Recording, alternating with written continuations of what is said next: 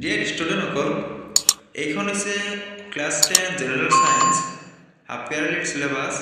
half yearly এক্সামৰ কাৰণে general সায়েন্সৰ পৰা কি পঢ়িব লাগিব চোৱা চেপ্টাৰ 1 ৰাসায়নিক বিক্ৰিয়া আৰু সমীকৰণটো লাগিব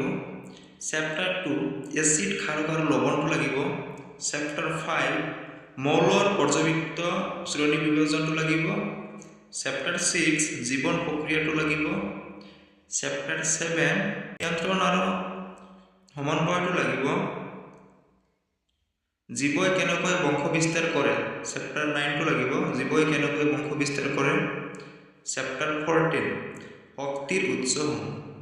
এইখিনি আছিল তোমালোকৰ হাফ ইয়াৰলি জেনাৰেল সায়েন্সৰ সিলেবাস যদিহে ভিডিওটো চাই ভাল লাগিলে ভিডিওটো লাইক কৰিব চেনেলটো নতুন আহিলে চেনেলটো সাবস্ক্ৰাইব কৰি ৰাখিব